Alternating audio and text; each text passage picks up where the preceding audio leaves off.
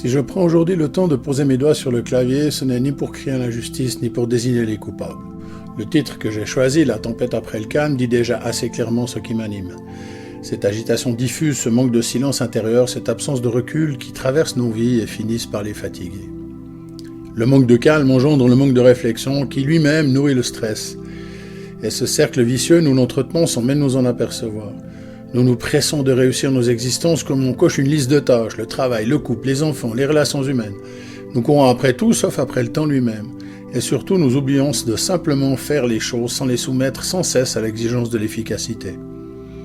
Je sais bien que l'époque ne nous aide guère. Tout nous pousse à accélérer, à produire davantage, à remplir nos journées jusqu'à les rendre étouffantes. Pourtant, je reste convaincu que celui qui choisit réellement de ralentir découvre bientôt qu'il ne perd rien. Il gagne au contraire en justesse, en attention et en présence. Nous parlons de perdre du temps comme d'une faute morale, comme si le temps était une monnaie qu'il fallait rentabiliser. Peut-être faudrait-il apprendre à le recevoir plutôt qu'à le consommer, car ce que nous appelons perte est souvent une forme oubliée de richesse. C'est ainsi qu'une autre manière de vivre devient possible dans cette capacité à regarder autrement. Regarder les êtres, les choses, les événements non comme des obstacles ou des moyens, mais comme ce qui constitue patiemment la trame de nos existences. Mais ce regard commence d'abord par soi. Il suppose un face-à-face intérieur, simple et parfois inconfortable. Oser se dire « voilà ce que je suis », mais sans phare, sans rôle, sans justification. Pas pour juger, mais pour se reconnaître. Je ne prétends pas que cela soit facile pour certains, ce sera même une montagne infranchissable, mais quiconque accepte de s'arrêter un instant, ne serait-ce qu'une fois, a déjà franchi une première étape.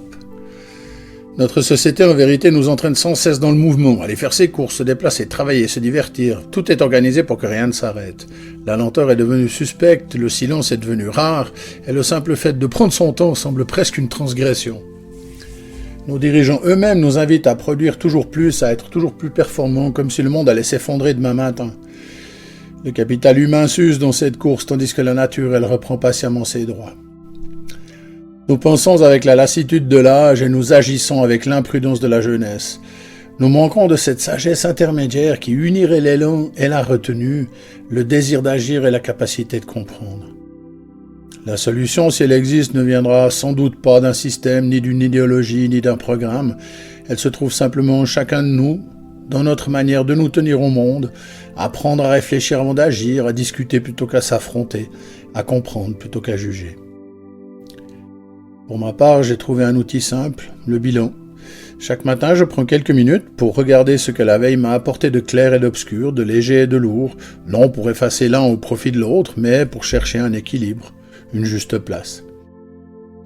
Mais cela exige de l'honnêteté envers soi-même, de la sincérité dans ses actes et une forme de justice intérieure, être à la fois juge et témoin, sans complaisance, mais sans cruauté.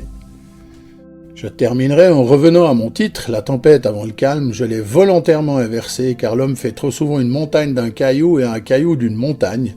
Il se trompe de combat, se trompe de priorité, et perd de vue ce qui pourtant nourrit véritablement la joie et le sens.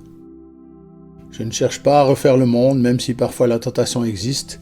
Je crois simplement que si chacun acceptait de s'arrêter quelques minutes, de parler sans masque et sans hâte, quelque chose pourrait commencer à se transformer.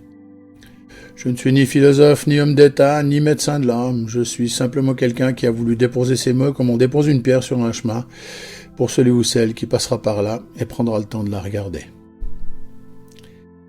J'ai écrit ce texte en avril 1998, ce qui tente à prouver que les choses n'ont pas beaucoup changé, mais gardons l'espoir. Je vous souhaite un bon chemin de vie et à bientôt.